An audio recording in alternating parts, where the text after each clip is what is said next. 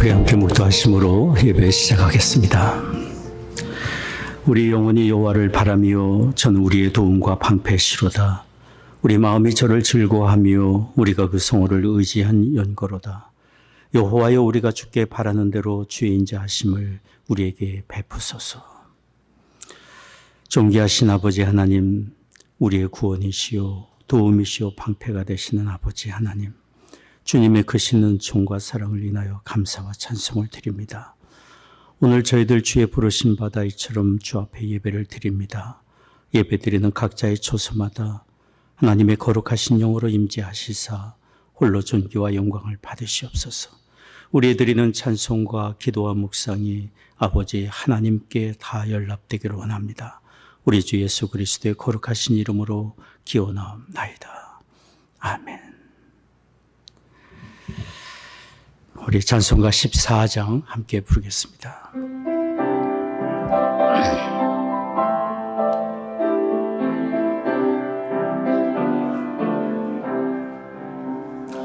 곳에 조르라는 이들 찬송하고 찬송하세. 마음과 뜻과 힘다하여 경배 드리세. 주를 알지 못한 이들 주가 친히 인도하사 그의 피로 구속하니 찬송할지라.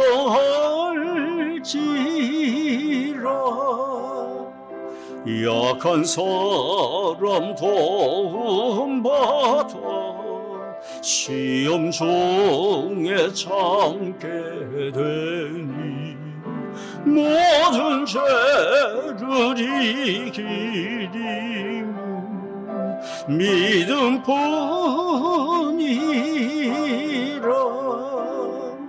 진리 대신 우리 주님 영원토록 변함없네.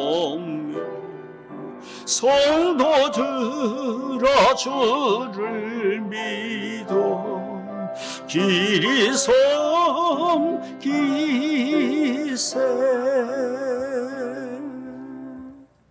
아멘. 사도신경으로 신앙 고백하겠습니다. 전능하사 천지를 만드신 하나님 아버지를 내가 믿사오며 그 외아들 우리 주 예수 그리스도를 믿사오니 이는 성령으로 잉태하사 동정녀 마리아에게 나시고 본도 빌라도에게 고난을 받으사 십자가에 못 박혀 죽으시고 장사한 지 사흘 만에 죽은 자 가운데서 다시 살아나시며 하늘에 오르사 전능하신 하나님 우편에 앉아 계시다가 저리로서 사한 자와 죽은 자를 심판하러 오시리라. 성령을 믿사오며 거룩한 공예와 성도가 서로 교통한 것과 죄를 사하여 주시는 것과 몸이 다시 사는 것과 영원히 사는 것을 믿사옵나이다. 아멘. 아멘. 찬송가 305장 함께 부르겠습니다.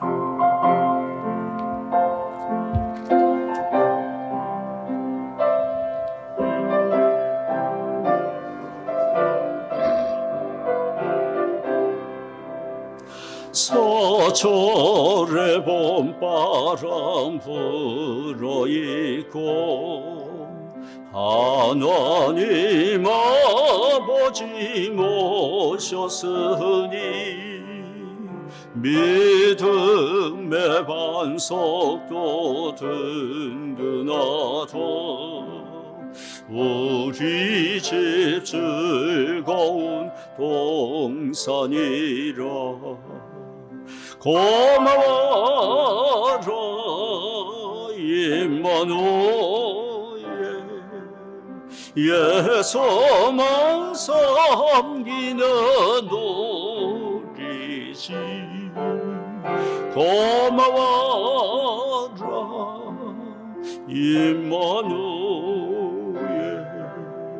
복되고 즐거운 하루하루. 어머니 우리를 고이시고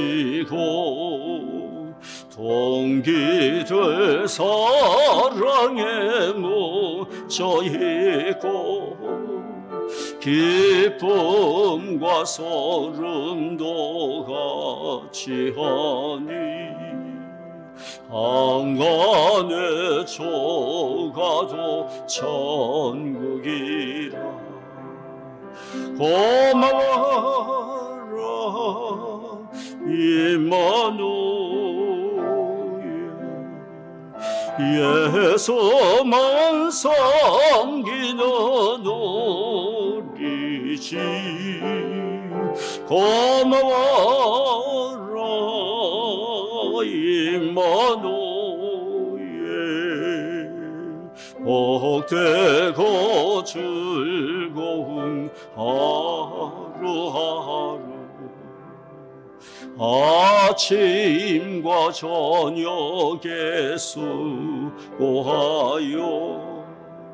다 같이 일하는 온 식구가 안상에 둘러서 먹고 마셔 여기가 우리의 낙원이라 고마워라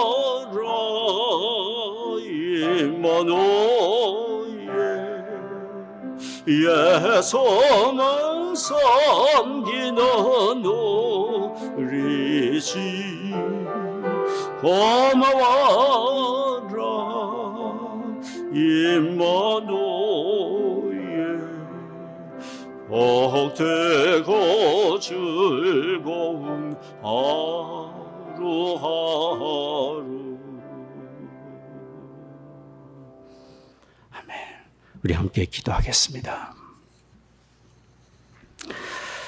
사랑하는 하나님 아버지, 우리에게 예수 그리스도 안에서 구원의 은혜를 베풀어 주시고 우리의 선한 목자가 되셔서 의의 길로 선한 길로 인도해 주시니 감사와 찬송을 드립니다.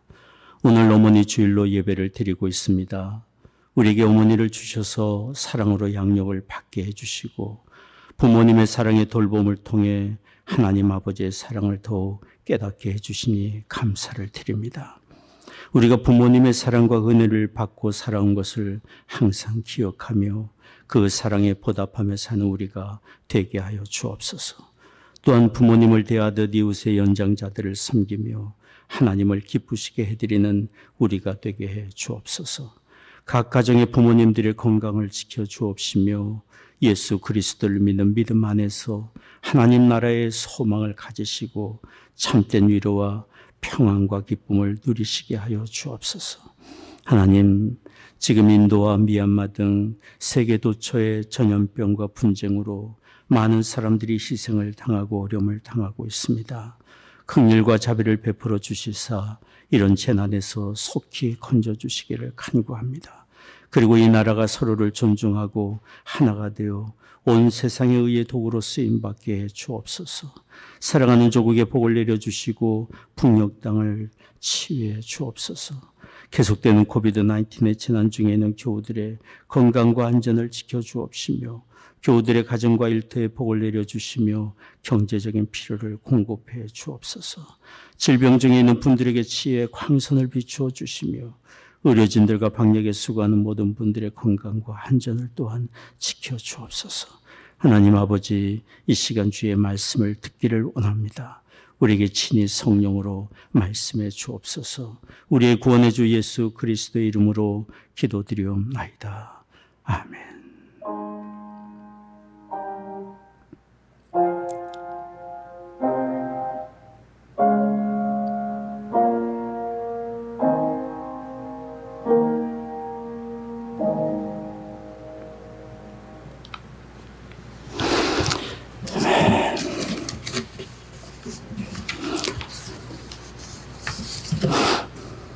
오늘 말씀은 구약성경 잠언 23장 22절에서 25절까지입니다.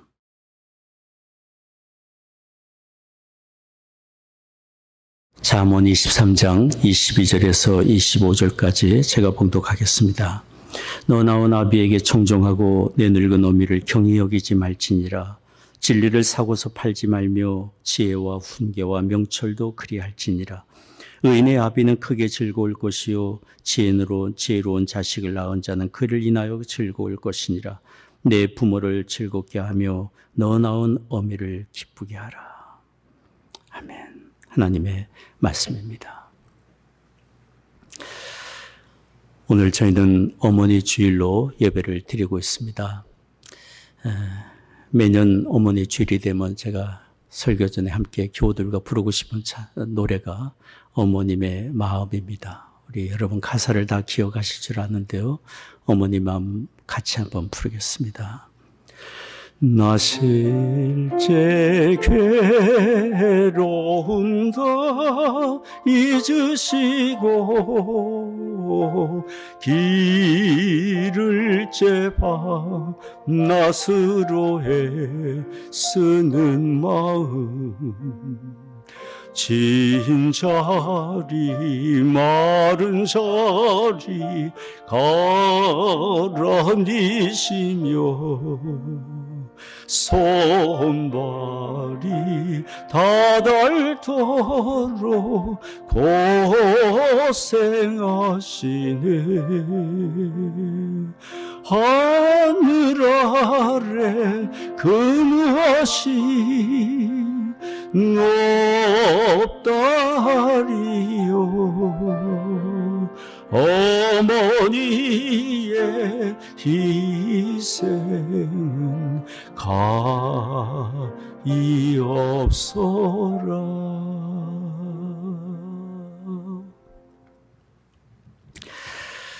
제가 청년 시절에 자주 친구들과 어울리다가 늦은 시간에 집에 돌아오곤 했습니다. 그럴 때마다 제 어머니는 길가에서 기다리시다가 저를 맞이해 주곤 하셨습니다. 늦게 친구들과 어울려 다니며 돌아오는 아들을 꾸중도 할 만하신데 제 어머니는 한마디 꾸중도 하지 아니하시고 반가운 목소리로 이제 오니 하면서 제 손을 잡아주시고 함께 들어가 그 늦은 시간에 밥상을 차려주셨던 기억이 납니다. 저는 철없이 시간을 보내고 다녔지만 제 어머니는 그런 저를 믿어주셨습니다. 끝까지 믿어주셨습니다. 제가 미국에 와 공부를 하고 있을 때 병중에 계실 때였지만 아들에게 아프다는 소식을 전하지 못하게 하셨다는 이야기를 나중에 들었습니다. 아들, 며느리, 손자 그리우시면서도 공부에 방해가 될까 해서 소식을 전하지 못하게 했고 보고 싶은 그 마음으로만 간직하고 삼키셨습니다. 그리고 제 어머니는 먼저 하나님 나라로 가셨습니다. 이런 어머님의 모습은 우리들의 모든 어머니들의 모습입니다. 자녀가 아프면 곱절이나 더 아파하시고 자녀가 잘되고 행복할 수 있는 길이 있다면 무엇이든지 하실 분이 우리들의 어머니입니다. 그러다가 자녀들이 잘못되면 그 모든 것이 당신의 잘못인 양 애통의 눈물을 흘리시고 누구보다 더 간절하게 기도하시는 분이 우리들의 어머니예요. 자녀는 제 욕심과 행복을 찾아 제 갈 길 가고 부모 곁을 쉽게 떠나지만 부모는 그 마음의 자녀를 한시도 보내지 못합니다. 자녀가 있는 곳에 어머님의 마음이 있고 자녀가 가는 곳에 어머니의 기도가 뒤따라갑니다. 미국의 사회학자이며 목회자이고 제3세계의 학교를 세우고 교육사회 프로그램들을 개발하는 일에 헌신하신 토니 캠펄로 목사님이 있습니다. 이분은 자신의 어린 시절에 대한 이런 이야기를 했습니다. 그분이 살던 집은 복잡한 도시 한복판이기 때문에 초등학교를 가려면 몇 번의 횡단보도를 거쳐야 되고 위험한 도시를 통과해야만 했습니다. 그래서 토니의 어머니는 이웃집 상급생 누나에게 용돈을 주고 아들과 동행해 달라고 부탁을 했습니다. 그러나 토니는 창피하게 여자의 도움을 어떻게 받냐고 하면서 거절을 했어요. 그리고는 혼자 학교를 다녔어요. 그는 초등학교를 무사히 졸업하고 중학생이 되던 날 가족들이 모인 자리에서 자기가 혼자 학교를 다니고 얼마나 용감한 사람인지를 자랑 삼아 얘기를 했어요. 그때 토니 어머니가 이렇게 말했습니다. 그렇지, 우리 아들이 정말 용감하고 훌륭하지. 그런데 너에게 말해줄 것이 있다. 내가 고집을 부리고 혼자 그 위험한 도시 한복판을 가로질러 학교에 갈 때마다 이 엄마가 숨어서 내 뒤를 따라갔다. 그리고 내가 학교 수업이 끝날 때쯤에 이 엄마가 미리 학교 인근에 있다가 내 뒤를 따라서 집에 왔단다. 토니 캠플러 목사님의 이야기뿐이겠습니까? 누가 혼자 성장했고 누가 혼자 지금까지 살아왔다고 말할 수 있겠습니까? 어머님의 눈물과 기도와 사랑이 일평생 그 자녀를 뒤따르고 그 자녀를 붙들고 있습니다. 하나님이 그 부모의 기도를 들으시고 그 자녀에게 은혜를 내려주고 계십니다. 우리는 이런 어머님의 은혜를 알고 그 은혜를 진심으로 감사하는 사람이 되어야 합니다. 성경에 하나님께서 분명히 말씀합니다. 제 부모의 은혜를 기억하고 그 은혜에 감사하며 은혜에 보답하며 살라고 하나님께서는 분명히 우리에게 말씀하고 계십니다. 오늘 우리가 읽은 말씀 잠언 23장 22절 25절은 그런 우리를 향하신 하나님의 분명한 뜻을 밝히 보여주고 있습니다. 오늘 말씀을 보십시오. 너 낳은 아비에게 청종하고 내 늙은 어미를 경히 여기지 말지니라. 진리를 사고서 팔지 말며 지혜와 훈계와 명철도 그리할지니라. 의인의 합의는 크게 즐거울 것이요 지혜로운 자식을 낳은 자는 그를 인하여 즐거울 것이니라. 내 부모를 즐겁게 하며 너 낳은 어미를 기쁘게 하라. 우리가 읽은 이 말씀은 마지막 구절에 모든 뜻이 함축되어 있습니다. 내 부모를 즐겁게 하며 너 낳은 어미를 기쁘게 하라. 이 말씀은 부모에 대한 우리의 자세가 어떠해야 하는지를 가르쳐 주시는 확실한 말씀입니다. 우리의 예배를 받으시며 영광을 받으실 하나님께서는 가정에서 부모를 즐겁게 해드리고 기쁘게 해드리기를 원하고 계십니다.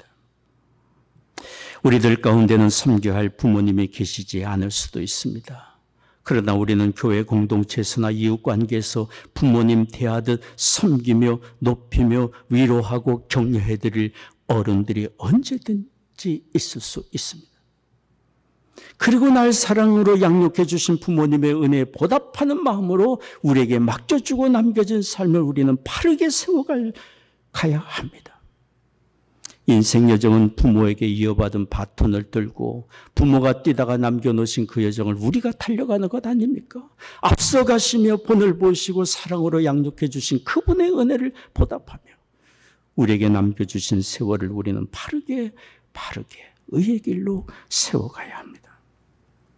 그러니 내 부모를 즐겁게 하며 기쁘게 하라는 말씀은 우리 모든 사람이 섬겨야 될 부모가 계시든 계시지 않든 우리 모두가 듣고 순종해야 될 말씀입니다. 그러면 우리가 어떻게 부모님을 즐겁고 또 기쁘게 해드릴 수 있겠습니까? 첫째로 부모님을 우리가 참으로 즐겁고 기쁘게 해드리기를 원한다면 성경이 가르쳐 주는 대로 공경하는 자리에 있어야 합니다. 십계명은 제5계명에 분명히 우리에게 부모와 자녀와의 관계에 있어서 우리가 해야 될 도리를 말씀해 주고 있습니다. 출애굽기 20장 12절 말씀입니다. 내 부모를 공경하라. 내 부모를 공경하라. 여기 성경이 말하는 공경이라는 말은 히브리어로 카베드입니다. 카베드. 이 말은 무겁다, 존귀하다라는 뜻입니다. 무겁게 여기고 존귀하게 여기라고 말씀하고 있는 거죠. 이 공경이라는 말, 카베드라는 단어는 하나님을 경외하라라는 말씀에 사용되는 용어예요. 그러므로 내 부모를 공경하라는 말씀은 하나님을 경외하는 마음으로, 하나님을 섬기는 마음으로, 부모를 공손히 받들어 섬기라는 말씀입니다. 십계명은 하나님께서 우리에게 주시는 삶의 확실한 길입니다. 우리가 가야 할 인생 여정의 길인데, 첫째로는 하나님을 마음을 다하여 사랑하고 섬기라는 계명인데, 그 하나님을 공경하라는 말씀의 결론으로서 부모 공경하라는 말씀을 주셨고, 이후로 십계명 후반부에 이웃사랑하라는 말씀을 주셨는데, 이웃사랑의 출발로 바로 부모 공경의 말씀을 우리에게 주셨습니다. 종교개혁자 마틴 루터는 이렇게 말했습니다. 이 세상에는 하나님의 대리자가 있는데 그분은 바로 부모이다. 그분은 바로 부모이다. 그러므로 우리가 하나님의 영광을 위해 살고자 한다면 가정에서 먼저 부모를 공경하는 자녀의 자리에 있어야 합니다. 또한 우리가 이웃을 내 몸처럼 사랑하고 이 세상에 선한 영향력을 끼치며 살기를 원한다면 가정에서 먼저 부모를 공경하고 섬기는 사람이 되어야 합니다. 이것이 진정한 인격의 모습이고 하나님을 아는 사람의 참된 삶의 자세입니다. 부모 공경은 막연하지 않습니다. 우리의 태도와 언어로부터 시작이 될 수 있습니다. 공경의 언어는 공손한 태도와 공손한 말로부터 출발되어야 합니다. 언젠가 저는 참 바라보면서 마음이 안타까웠던 장면이 있었습니다. 어떤 사람이 제 부모에게 언성을 높이며 부모에게 핀잔을 주는 그런 모습이었어요. 얼마나 바라보면 마음이 안타깝고 슬프는지 모르겠어요. 그것은 있어야 할 공경의 자리에서 있다라는 것입니다. 아무리 사회에서 잘되고 큰 지위를 얻었다 할지라도 제 자리에 있어야 될 공경의 자리에 있지 않는다면 그것은 하나님이 기뻐하시는 자리가 아니고 자녀가 있어야 될 자리가 아닙니다. 부모에게 함부로 행동하는 것은 곧 하나님께 무례하게 행동하는 것과 같은 것 아니겠어요? 우리가 부모를 참으로 공경하기를 원한다면 말과 행실에서 공손해야 합니다. 기억력이 약해지셔서 묻고 또 물어도 처음 대답해 드리는 것처럼 대답해 드리고 한 얘기 또 하신다 할지라도 처음 듣는 것처럼 우리는 응수해 드려야 합니다. 나이 드시면 기억력도 약해지고 몸도 마음도 약해지는 것 아니겠습니까? 미국의 유명한 코미디언 밥 호프가 이런 조크를 한 적이 있습니다. 여러분, 사람이 나이가 들 때 나타나는 세 가지 증상이 있는데 그것이 뭔 줄 아십니까? 이분이 하는 얘기예요. 첫째는 시력이 나빠지는 것이고, 둘째는 청력이 나빠지는 것입니다. 셋째는 그리고 말을 머뭇거리다가 크게 보더라 깜빡 잊었습니다 라는 말로 이 이야기를 맺었습니다. 그분이 세 번째 말하려고 했던 증상은 기억력 감퇴예요. 기억력 감퇴. 그런데 나이 드는 증상이 또 있습니다. 그것은 섭섭함입니다. 섭섭함입니다. 나이 들면 작은 일에도 서운함을 느끼기 마련입니다. 언젠가 어느 분이 저에게 이런 얘기를 했어요. 나이가 들다 보니 작은 일에 서운한 마음이 들고 누가 나에게 눈길을 주지 않거나 무표정하게 나를 바라보아도 무시받는 것 같은 생각이 듭니다. 그리고 누가 말을 조금 함부로 해도 분해서 밤잠을 이루지 못합니다. 이전에는 안 그랬는데요. 이게 다 나이 들어가는 증거 같습니다. 나이가 들면 육신도 마음도 함께 약해져 갑니다. 그러니 관심을 가지고 안부를 묻는 말 한마디가 얼마나 소중하고 따스한 눈길, 밝은 미소와 공손한 말은 부모나 연장자에게 얼마나 큰 선물이고 섬김이 되겠습니까? 밝은 미소와 공손한 말로 대해주는 사람을 만난 그 하루는 종일 즐겁고 행복하다는 이야기를 너무도 많이 듣습니다. 하나님도 그런 사람을 인하여 기뻐하시리라고 믿습니다. 성경이 하나님의 그런 마음을 우리에게 전해주고 있기 때문입니다. 디모데전서 5장 1절 말씀입니다. 5장 1절 2절 말씀입니다. 늙은이를 꾸짖지 말고 고나되 아비에게 하듯 하고 늙은 여자를 어미에게 하듯 하며. 가정에서 부모에게 공손할 뿐 아니라 주변의 연장자들에게 부모 대하듯 하는 것이 곧 우리를 향하신 하나님의 뜻입니다. 그리고 부모를 공경하기 원한다면 그 말씀에 순종해야 합니다. 부모와 자녀의 관계에 있어서 순종은 자녀들이 있어야 될 마땅한 자리입니다. 부모는 자녀에게 가장 위대한 교사여 스승입니다. 왜 그렇습니까? 부모만큼 그 자녀가 잘 되기를 바라는 마음을 가진 사람이 이 세상에 또 어디 있겠어요? 또 부모는 인생 연륜을 가지신 분이신지라 자녀에게 바른 길을 조언해 줄 수 있는 위치에 있는 분 아니겠어요? 그러니 부모에게 기도를 부탁드리고 부모의 조언에 귀를 기울인다면 그 사람은 참으로 지혜를 공급받으며 사는 사람이 될 것입니다. 열왕기상 3장 9절에 보면 솔로몬이 왕이 되면서 하나님께 간구한 기도 제목이 있습니다. 그것은 지혜의 마음을 달라고 간구한 것입니다.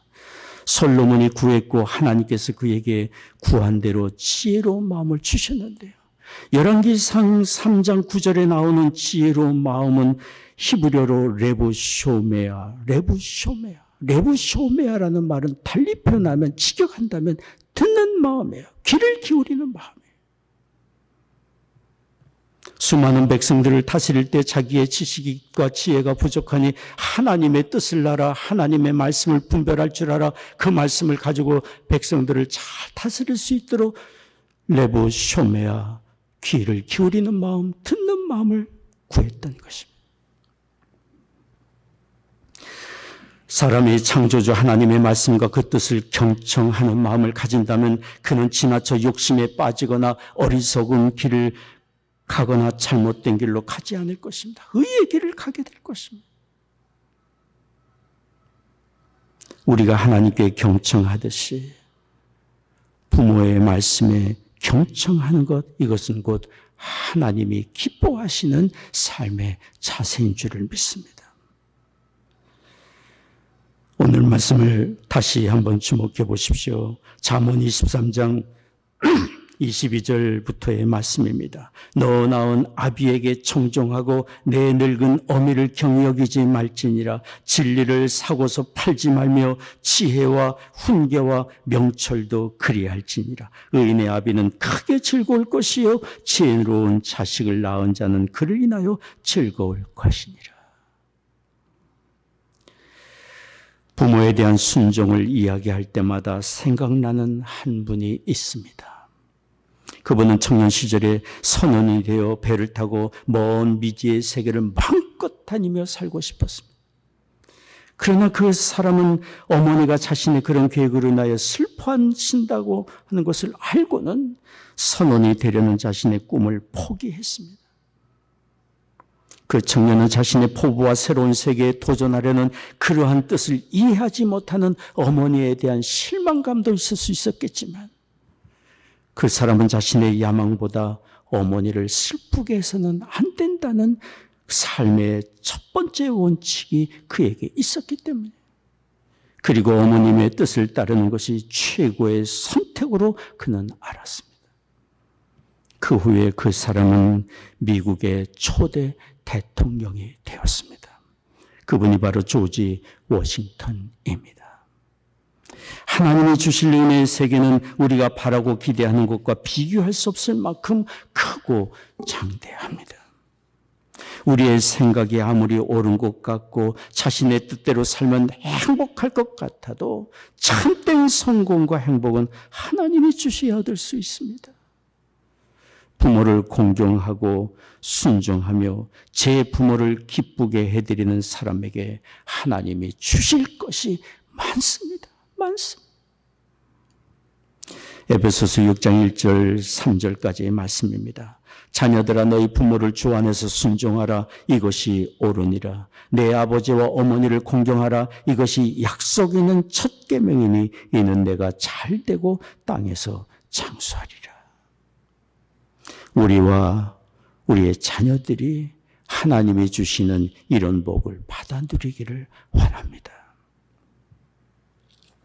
그리고 부모를 공경하며 기쁘시게 해드리기를 원한다면 부모의 필요를 공급해드리고 섬겨야 합니다. 우리가 사는 이 시대는 점점 더 이기적인 시대가 되어가고 있습니다. 바울은 그의 영적 아들 디모데에게 이런 편지를 보냈습니다. 디모데후서 3장 1절 2절까지의 말씀입니다. 내가 이것을 할라 말세에 고통하는 때가 이르리니 사람들은 자기를 사랑하며 돈을 사랑하며 자긍하며 교만하며 회방하며 부모를 거역하며 감사치 아니하며 거룩하지 아니하며 사람들이 점점 이기적이 되어가고 돈을 사랑하다 보니 부모에게 감사할 줄도 모르고 이런저런 핑계로 부모를 섬기는 일을 회피합니다. 예수님 당시에도 그랬어요. 예수님 당시에 가장 경건하다고 하는 서기관과 바리새인들은 그들의 금식과 기도와 예배와 경건한 모습으로 사람들에게 칭찬과 높임을 받았던 사람들. 그러나 그들은 위선자들이었어요. 하나님이 부모보다 크심으로 부모를 섬길 물질을 하나님께 드리면 더 이상 부모를 섬길 책임이 없어진다고 가르쳤어요. 이것은 물질에 대한 욕심과 이기심 때문이었고 부모 섬김을 회피하기 위한 수단이었던 것이에요.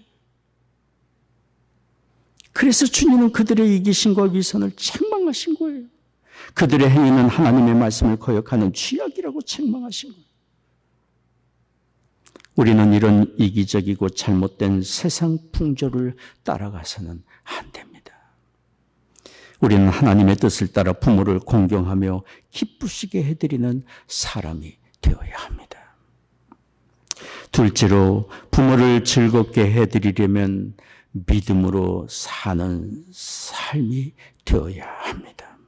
세상을 다 얻은들 예수 그리스도를 믿음으로 얻는 영생을 얻지 못한다면 그것은 가장 불행한 사람이 될 수밖에 없습니다. 온 천하를 얻을지라도 영생을 얻지 못한다면 그 잠시 얻은 것들이 무슨 소용이 있겠습니까? 믿음의 부모라면 그 자녀가 구원의 주 예수님을 만나 온전한 믿음을 가지기를 간절히 바라실 것입니다. 요한복음 3장 36절의 말씀입니다. 아들을 믿는 자는 영생이 있고 아들을 순종치 아니하는 자는 영생을 보지 못하고 도리어 하나님의 진노가 그 위에 머물러 있느니라. 우리가 예수님을 온전히 믿어 영생의 은혜를 얻게 된다면 그것은 부모에게 가장 큰 기쁨을 드리는 것이 될 것입니다. 방탕한 삶을 살던 어거스틴이 변화되어 예수님께 굴복할 때 그는 자신이 참된 안식을 얻게 되었다고 고백을 하고 있습니다. 그러나 어거스틴이 그런 자리에 오기까지 그의 어머니 모니카는 밤낮으로 아들을 위하여 기도했습니다. 아버지께로 그 아들을 돌이켜 달라고 믿음을 얻게 해달라고 간구하고 또 간구했습니다. 그러니 어거스틴이 하나님께 온전히 굴복하기 전에 그 자신이 안식을 얻지 못했듯이 그의 어머니 모니카도 아들이 주님 품에 안기기 전까지는 안식을 얻지 못했을 것입니다. 그러니 예수님께로 나와 온전한 믿음을 가질 때 부모에게 드리는 최고의 효도가 아니겠습니까? 그런데 우리가 예수님을 참으로 믿는 사람이라면 우리 자신에게나 사람들에게나 부모님 앞에 믿음으로 사는 사람이라는 산 증거가 있어야 할 것입니다. 야고보서 2장 22절이 말씀합니다. 내가 보거니와 믿음이 그의 행함과 함께 일하고 행함으로 믿음이 온전케 되었나니라. 살아있는 씨가 땅에 심겨지면 싹이 나고 자라 큰 나무가 되기도 하고 열매를 맺지 않습니까? 우리 안에 심겨진 믿음이 진실된 믿음이라고 한다면 믿음의 주여 온전케 하시는 예수 그리스도를 따라 사는 진정한 삶의 열매들이 나타나게 될 것입니다. 비록 어려움을 당할지라도 믿음의 주님을 바라보며 인내하고 극복해 나갈 것이고 예수 그리스도 안에 있는 사람으로서 모든 일에 긍정의 마음을 갖게 될 것이고 하나님의 영광을 구하며 다른 사람의 유익을 구하며 사는 믿음의 삶의 증거들이 있게 될 것입니다. 그러니 진심으로 예수님을 믿으며 예수님을 따르며 선한 영향력을 주변에 끼치고 사는 그런 사람의 부모가 얼마나 큰 보람과 기쁨을 얻으실 수 있겠습니까? 이곳 시카고에서 사업을 하는 기독교 실업인들 몇 사람이 자주 만나 교제를 나누었습니다. 그들이 교제를 나누는 중에 이런 대화를 하게 되었습니다. 시카고 지역에 성경을 기준으로 가르치는 기독교 대학이 절대적으로 필요하다는 이야기였습니다. 그분들은 하나님을 경외하며 하나님의 말씀을 가지고 세상에 선한 영향력을 끼치는 하나님 나라의 일꾼을 양성하자는 꿈을 갖게 됐던 것입니다. 그런데 그분들은 생각만 하지 않았습니다. 어떻게, 언제, 어디서 어떻게 시작할 수 있는지를 대화를 나누게 되었습니다. 그리고 그런 기도 제목을 가지고 구체적으로 기도하기 시작했어요. 그분들이 기도를 시작한 것이 1956년 4월 5일이었고 3년 뒤에 1959년에 일리노이 팔로스 하이츠라는 지역에 나바조 힐스라는 골프장을 샀습니다. 그곳에 대학교 캠퍼스를 세웠습니다. 처음 시작한 것은 2년제 주니어 칼리지였습니다. 37명의 학생들을 모집했고 5명의 신실한 믿음을 가진 교수들이 그들을 가르쳤습니다. 그러다가 7년 뒤인 1966년에 4년제 대학이 되었고 지금은 70개의 학과가 있는 인문대학으로 성장했습니다. 미국 중서부 지역 대학 중에 상위권 대학으로 인정받는 대학으로 성장했습니다. 그 대학이 트리니티 크리스천 칼리지예요. 디어필드에 있는 트리니티 신학교와는 다른 학교입니다. 트리니티 크리스천 칼리지.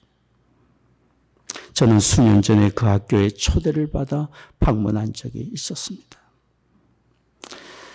캠퍼스가 너무도 아름다웠고 교수들 한 분 한 분이 말씀에 붙잡힌 사람들이었고 가르치는 학생들에게 지식만 가르치는 것이 아니라 세상에 선한 영향력을 끼친 하나님 나라의 일꾼들로 양육하는 비전과 열정으로 가득 찬 교수들이었어요. 저는 그들의 믿음의 계획이 어떻게 실현되었는지를 그 현장을 볼 수 있었습니다. 그 학교의 공식적인 문서에는 그분들이 처음 믿음을 가지고 꿈을 꾸고 도전했던 이런 말이 기록으로 남아 있습니다. 만일 우리가 예수님과 함께 이 일을 시작하고 주님과 함께 이 일을 추진해 간다면 우리는 반드시 주님의 도우심과 축복을 받게 될 것이 확실하다. 믿음이 꿈을 갖게 했고 믿음의 도전이 그들을 이런 위대하고 아름다운 일들을 이루게 했습니다. 우리는 믿는 사람이 되는 동시에 믿음으로 행하는 사람이 되어야 합니다.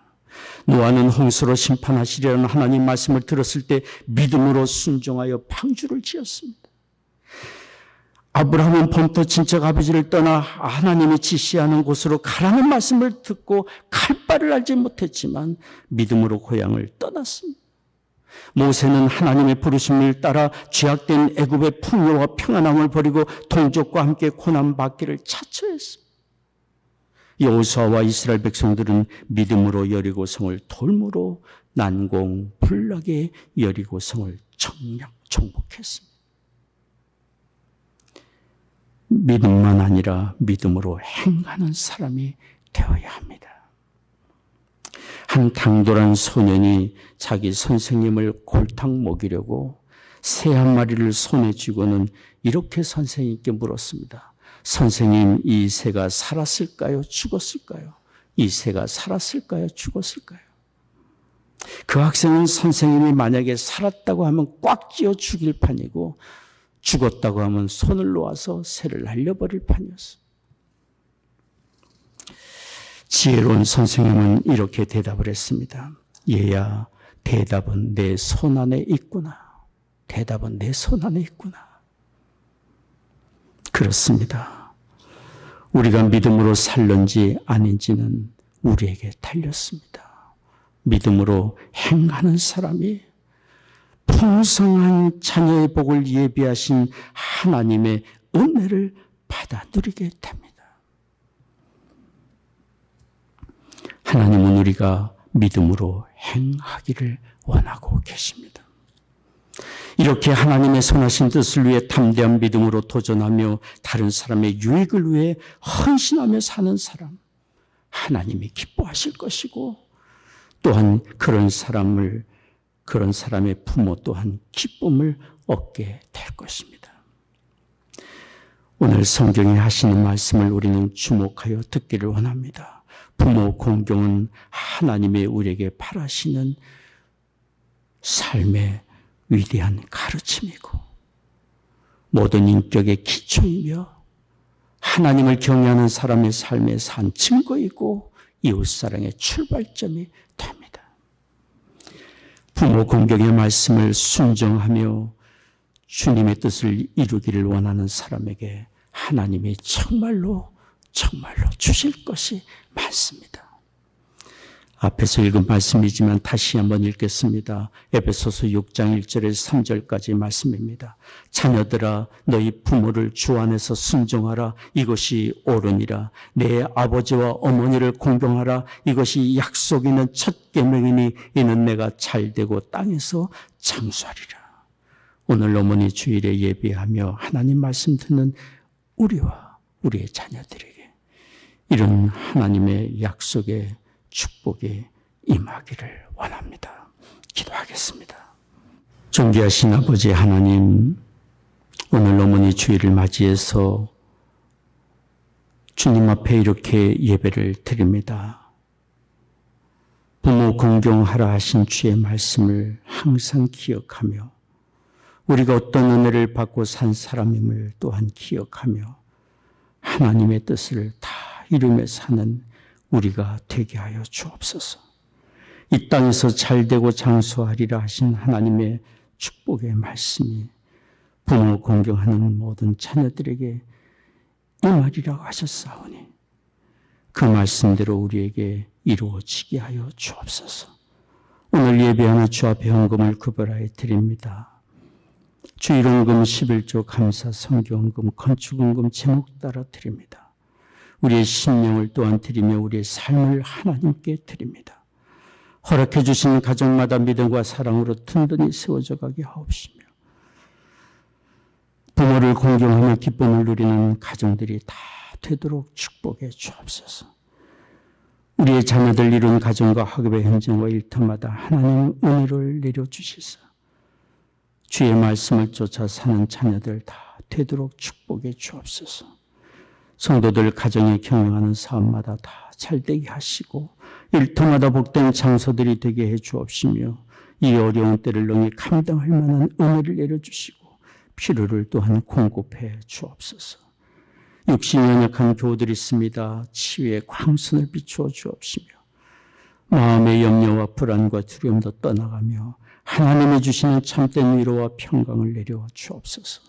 사랑하는 조국과 북녘 땅 하나님의 은혜 창중에 의탁합니다. 이 나라를 주의 의의 도구로 또한 사용해 주옵소서. 감사하고 우리 주 예수 그리스도의 거룩하신 이름으로 기도하옵나이다. 아멘. 준비하신 헌금을 하나님께 드리도록 하겠습니다. 찬송가 304장 함께 부르겠습니다.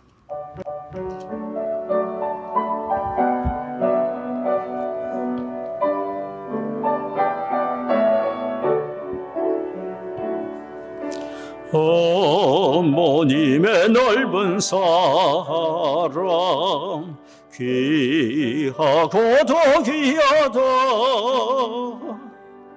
그 사랑이 언제든지 나를 감싸줍니다. 내가 울 때 어머니는 주께 기도드리고 내가 기뻐 웃을 때에 찬송 부르십니다. 아침 저녁 읽으시다 어머님의 성경책 손때 남은 구절마다 모습 본 듯합니다. 믿는 자는 누구든지 영생함을 얻으리. 외워주신 귀한 말씀 이제 힘이 납니다. 홀로 누워 괴로울 때 헤매다가 지칠 때 부르시던 찬송 소리 귀에 살아옵니다. 밤속에서 샘물 나고 왕무지가 꼽히니 예수님과 동행하면 두려울 것 없어라. 온유하고 겸손하며 올바르고 굳세게 어머니의 뜻 받들어 보람 있게 살리라. 풍파많은 세상에서 선한 싸움 싸우다 생명신에 흐르는 곳 길이 함께 살리라. 아멘. 기도하겠습니다.